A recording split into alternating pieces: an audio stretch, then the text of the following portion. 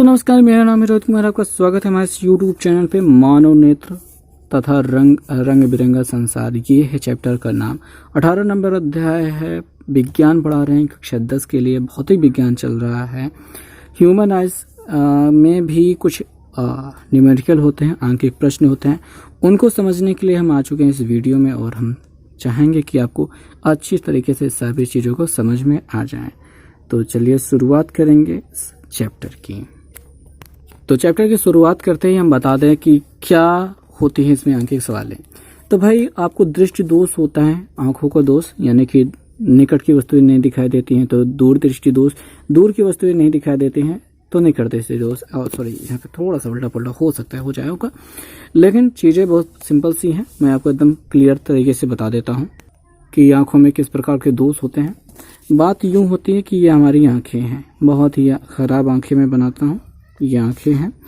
अब होता क्या है कि ये अस्पष्ट दृश्य की न्यूनतम दूरी क्या होती है, 25 सेंटीमीटर होती है। 25 सेंटीमीटर, इसका मतलब ये होता है कि 25 सेंटीमीटर से ज़्यादा नज़दीक ले जाओगे कोई वस्तु तो हमको आंखों को साफ नहीं दिखाई देगी। ये न्यूनतम दूरी होती है। इस वजह से किताब को 25 सेंटीमीटर की दूरी पर रख करके पढ़ने के लिए आपको हिदायत दी जाती है। और नज़दीक पे झुक करके लिखने के, कुछ बच्चे बहुत झुक के लिखते हैं, ऐसा बहुत सड़ के किताब के, तो वो हिदायत नहीं दी जाती, क्योंकि उससे आंखें खराब हो सकती। क्योंकि नॉर्मली आप 25 सेंटीमीटर दूरी पर बड़ा किसी स्ट्रेस के दिमाग पे जोर डाले हुए देख सकते हैं, लेकिन इससे ज़्यादा दूर करेंगे, नज़दीक ले जाएंगे तो खराब हो जाएगा। और अस्पष्ट दृष्टि की जो दूर बिंदु होता है, दूर कितना देख सकते हैं, तो वो होता है इनफाइनाइट। नज़दीक होता है 25 सेंटीमीटर, दूर होता है इनफाइनाइट, यानी इनके बीच की वस्तुएं आप देख सकते हो। 25 सेंटीमीटर से नज़दीक वाली चीज़ें आप नहीं देख सकते हो। तो ये रही बातें। तो दृष्टि दोष किस प्रकार के होते हैं? दृष्टि दोष होते हैं 2 प्रकार के। ये होते हैं कैसा? पहला वाला होता है दूर दृष्टि दोष, निकट दृष्टि दोष की बात कर लेते हैं। निकट दृष्टि दोष के बारे में बात करेंगे। तो बात यह होती है कि जब वस्तुएं अनंत पे रखी गई हो, इनफाइनाइट पे रखी गई हो, उनसे आने वाला प्रकाश जब इसके लेंस से होकर गुजरता है तो ऐसे ही वो पहले ही मिल जाता है, यानी पहले मतलब निकट ही मिल जाता है। निकट मिल जाता है मतलब क्या भैया? जो वस्तुएं अनंत पे रखी है, नजदीक वाली वस्तुएं हमको साफ साफ दिखाई दी जाती हैं। जो दो वस्तुएं दूर पे रखी है उनसे आने वाला प्रकाश जब लेंस से अपवर्तित होता है तो रेटिना पे उसका प्रतिबिंब बनना चाहिए, लेकिन रेटिना पे न बन करके उससे पहले ही बन जाता है। तो इसकी वजह से ये निकट ही बन जाता है। इसको कहा जाता है निकट दृष्टि दोष। ठीक है, इस वजह से इसको कहा जाता है निकट दृष्टि दोष। इसमें दूर की चीजें साफ नहीं दिखाई देती हैं। निकट क्यों बना कहा जाता है इसको? क्योंकि निकट ही बन जाता है। रेटिना पे बनना चाहिए, उससे निकट यानी नजदीक ही पहले ही बन जाता है प्रतिबिंब। इस वजह से इसको निकट दृष्टि दोष कहा जाता है। और इसे सुधारने के लिए भैया इसको थोड़ा सा फैला दे। ठीक है, ये थोड़ा सा फैल के इधर जाके बने, तो फैलाने का काम कौन करता है? अवतल लेंस करता है। इस वजह से निकट दृष्टि दोष में, जिसमें दूर की वस्तु साफ नहीं दिखाई दे रही है, निकट ही प्रतिबिंब बन जा रहा है, उसको थोड़ा सा रेटिना पे बनाने के लिए हम अवतल का प्रयोग करते हैं, क्योंकि अवतल प्रकाश को फैला देता है। तो फैला करके थोड़ा सा दूर बनाएगा तो यहाँ पे हमारा रेटिना पे बनने लगेगा। इस प्रकार से हमारा इसका निवारण हो जाता है। अब अगर बात कर लेते हैं दूर दृष्टि दोष की। दूर दृष्टि दोष का मतलब क्या है? ये हमारी बेकार सी आंखें हैं जो मैं बना रहा हूँ। बाकी हमारी आंखें बहुत अच्छी हैं, बहुत प्यारी हैं, बहुत सुंदर हैं। इसमें होता क्या है कि नज़दीक वाली चीज़ें, दूर वाली चीज़ें हमको साफ दिखाई देती हैं। नज़दीक वाली चीज़ों से जब प्रकाश की किरणें जाती हैं तो वो क्या होती हैं कि रेटिना पे ना बन करके उससे दूर बनने लगती हैं। वो दूर जाके मिलती हैं। दूर जाके मिलने यानी रेटिना के पीछे मिलने लगता है। जब यहाँ पीछे मिलने लगेंगे तो हमको चीज़ें साफ नहीं दिखाई देंगे। ठीक है, इस वजह से दूर दृष्टि दोष में ये दूर बन रहा है, रेटिना से दूर बन रहा है। इस वजह से इसमें कहा जाता है कि निकट की चीजें साफ नहीं दिखाई दे रही हैं। निकट की चीजें साफ नहीं दिखाई दे रही हैं। इसको दूर करने के लिए हमें उत्तल का प्रयोग करना होता है। जो दूर जाके मिल रही है उसको सिकोड़ कर और नजदीक ही मिला देता है। ठीक है, और नजदीक ही मिला देता है। इस वजह से इसका उत्तल का प्रयोग किया जाता है। तो ये रही बातें। तो आपको बात समझ में आ गई निकट दृष्टि दोष और दूर दृष्टि दोष क्या करते हैं, उसको वो होता कैसा है, उसमें कौन से लेंस का प्रयोग करके उसका निवारण किया जा सकता है। ये बातें आपको समझ में आ गई। अब हमें समझना है इसमें किस प्रकार की सवालें आती हैं और सवालों को कैसे हल करना होता है। तो हमारे सामने एक प्रश्न है, उदाहरण नंबर 1। क्या है क्वेश्चन में कहा गया है? हम क्वेश्चन को पढ़ेंगे, उसका उत्तर हम ढक लेते हैं और अच्छे से समझेंगे। एक आदमी किसी वस्तु को अपने से अधिकतम 60 मीटर की दूरी पर देख सकता है। ठीक है, अधिक से अधिक वो 7 मीटर की दूरी पर देख सकता है। उससे दूर हुई तो वस्तु नहीं दिखाई देगी। ठीक है, उससे दूर हुई तो वस्तु नहीं दिखाई देगी। उसकी नेत्र दृष्टि को सही करने के लिए, ताकि वह अनंत दूरी तक देख सके, यानी अनंत की दूरी पर रखी हुई वस्तु को देख सके, उसमें उसे अपने चश्मे में कौन से व कितनी फोकस दूरी वाला लेंस की आवश्यकता होगी। तो वस्तु को कहाँ पे रख रहे हो आप? रख रहे हो अनंत पे। उतनी दूर पे हम वस्तु को रखेंगे। ठीक है, वो माइनस में ही रहेगा। और प्रतिबिंब कहाँ पे? 7 मीटर की दूरी तक वो देख सकता है साफ साफ। तो हम प्रतिबिंब कहाँ प्राप्त कर लें? अगर हम वो 7 मीटर की दूरी पर प्राप्त कर लें तो हमारा जो आंख है उसको साफ साफ देख पाएंगे। बात ये है कि ये हमारा आंख है। अगर हम इनफाइनाइट पे वस्तु को रख रहे हैं तो वो कितनी दूर तक देख पा रहे हैं? हम केवल 7 मीटर की दूरी तक देख पा रहे हैं। जो वस्तु अनंत पे रखी गई है, इसका प्रतिबिंब अगर हम 7 मीटर की दूरी पर ऐसा प्राप्त कर लेते हैं तो हमारी आंखें उसको देख पाएंगी। ठीक है, ये पूरा कॉन्सेप्ट होता है इस सवाल को हल करने का। यानी कि 7 यानी कि अभी भी ये माइनस में ही रहने वाला है। पीछे तो हम लोग प्रतिबिंब प्राप्त नहीं करने वाले, यहीं प्राप्त करने वाले हैं। तो ऐसी स्थिति में हमारा जो दर्पण है, सॉरी लेंस है, वो किस प्रकृति का है वो हमको याद करना है। तो हमको यहाँ पे f की वैल्यू निकालनी है। तो चीज़ों को शुरुआत करेंगे 1/f बराबर 1/v माइनस 1/u से।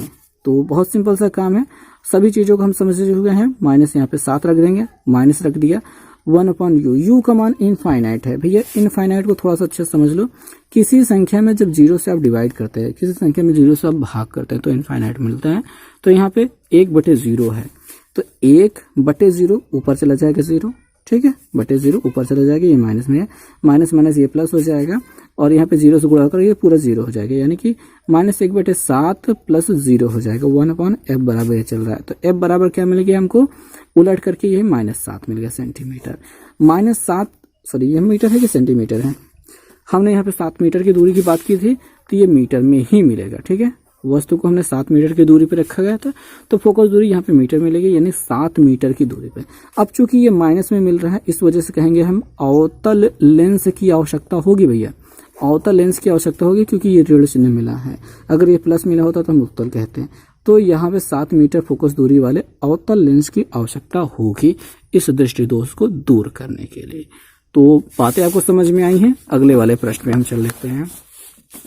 ठीक है, यहाँ पे उदाहरण नंबर 2 देखेंगे, उसी तरीके का बिल्कुल ये सवाल है। एक निकट दृष्टि दोष, यहाँ पे देखेंगे दूर की चीजें नहीं दिखाई देंगी, निकट दृष्टि दोष है वाला व्यक्ति मनुष्य 28 मीटर से दूर की वस्तुओं को स्पष्ट नहीं देख सकता है, यानी 28 मीटर तक देख सकता है। ठीक है, ये हम कह सकते हैं 28 मीटर देख सकता है, उससे ज्यादा दूर नहीं देख सकता है। अनंत पर रखी वस्तु को देखने के लिए उसको चश्मे की किस क्षमता के लेंस के प्रयुक्त मतलब कि किस क्षमता के लेंस के प्रयुक्त करना होगा। यहाँ पे हमको क्षमता यानी कि पावर उसको निकालनी होगी। तो यहाँ पे u को रखा जा रहा है, u यानी वस्तु को रखा जा रहा है। इनफाइनाइट पे हम माइनस में कह देंगे। प्रतिबिंब बना चाहिए 28 मीटर की दूरी पर, ये भी माइनस में लेंगे। 1/f बराबर 1/-28 और यहाँ पे -1/-1 × 0 ऊपर चला जाएगा। तो यहाँ पे f बराबर फिर से -28 मिल जाएगा, ये मीटर में रहेगा। ठीक है, मीटर में मिल गया। हम इसको कहेंगे कि यह अवतल की आवश्यकता होगी। ठीक है, अवतल लेंस की आवश्यकता होगी और ये 28 मीटर में है। अगर हम इसकी क्षमता की बात करें, P बराबर 1/f होता है, f का मान मीटर में होना चाहिए, ये 28 हो जाएगा। अब यहाँ पे इसको डिवाइड कर देंगे, भाग कर देंगे, तो डेसिमल में जो गिनती मिली है यहाँ पे देखेंगे 0.0003 डायोप्टर जो मिला है। हमने यहाँ पे ज़्यादा कुछ नहीं किया, 0.3 डायोप्टर हमने कर दिया है। और चूंकि ये माइनस में था तो ये भी माइनस में, ये भी माइनस में रहेगा। ठीक है, तो ये इतने क्षमता वाले लेंस की आवश्यकता इनको होगी। अब मैं बात करूंगा यहाँ पे दूर दृष्टि दोष वाले को, यानी कि जो स्पष्ट दृष्टि की न्यूनतम दूरी का प्रयोग किया जाएगा। कैसे किया जाए, सवाल पे हम नजर डालेंगे और हमारी आंखें थोड़ी अच्छी होनी चाहिए। अच्छा, कलर ब्लाइंडनेस, अच्छा छोड़िए भाई, कलर ब्लाइंडनेस की बात हम क्यों कर रहे हैं। एक दूर दृष्टि दोष से पीड़ित व्यक्ति कम से कम 45 सेंटीमीटर की दूरी तक देख सकता है। दूर दृष्टि तक, ठीक है, कम से कम के मतलब मतलब कि आप 45 सेंटीमीटर से कम नहीं देख सकते हैं, कम से कम 45 तक देख सकते हैं, उससे नज़दीक आ जाएंगे आप नहीं देख पाएंगे। ये आपकी आंखें हैं, आंखें 2 हो चाहे 4, मेरे बिना कोट बेकार वाली आंखें हैं। अब यहाँ पे बात कर रहे हैं कम से कम 45 तक आप स्पष्ट देख सकते हैं, यानी कि 45 तक अगर आप हैं तो देख सकते हैं, उससे नज़दीक आएंगे तो नहीं देख पाएंगे। तो ये बात हो जाएगी।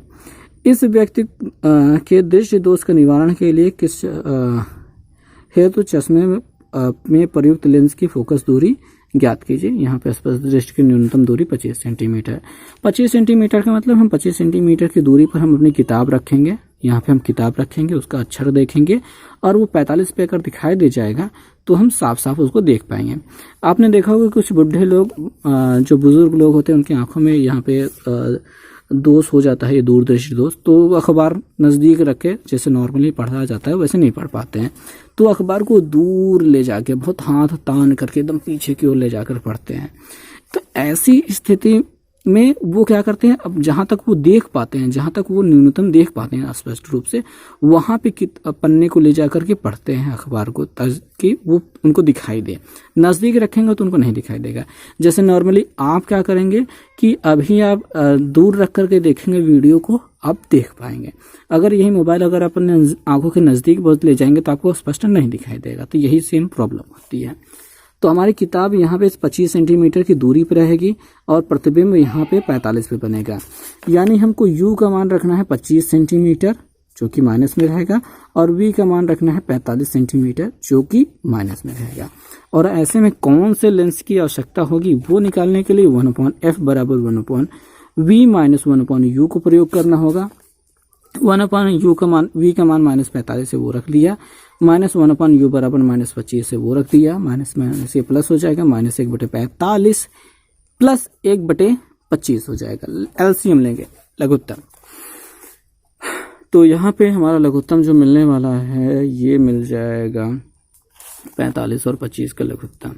ये तो हमसे आता भी नहीं है। 5 9 45, 5 5 25, 5 9 45 पंजे 45 पंजे 5 5 25 और 5 चौक 20 2 22, 225 आ जाएगा। तो 45 पंजे 225 होता है तो ऊपर रह जाएगा -5 प्लस 25 पंजे 25 पंजे 125 होता है। 25 पंजे 125 होता है, लेकिन 5 5 25, 25 9 ये 225 होता है। तो यहाँ पे 9 बार जाएगा तो ऊपर 9 आ जाएगा। 9 में से 5 घटाने पे कितना मिल जाएगा, 4/225 हो रहा है। 1/f बराबर हो रहा है, f बराबर कर देंगे 225/4, 4 से भाग कर देंगे तो 4 पंजे 20 और 4 छंग 24 और 4 दूनी 8, 4 पंजे 20।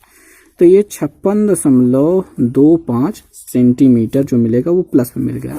क्योंकि ये प्लस में मिला है भाई, ये उत्तर की बात हो रही थी ना, ये उत्तर ही प्रयोग किया जाता है इसमें, तो इस वजह से यहाँ पे 56.25 मिला है। तो आपको यहाँ पे नीचे भी मिल जाएगा, वही किताब में भी यही सेम चीज़ मिल गई है। तो आई थिंक कि आपको समझ में आ गया है कि किस प्रकार से दृष्टि दोष वाले सवालों को हल करना होता है और इनका उत्तर प्राप्त करना होता है, आंकिक प्रश्नों को कैसे हल करना होता है। तो आई थिंक कि आप इसके विषय प्रश्न जो कुछ भी है इसमें परीक्षा अभ्यास दिया गया और जो स्वयं को जांचे हैं, इसमें के प्रश्नों को आप हल कर पाएंगे। तो मिलेंगे हम अगले वीडियो में कुछ और टॉपिक के साथ में।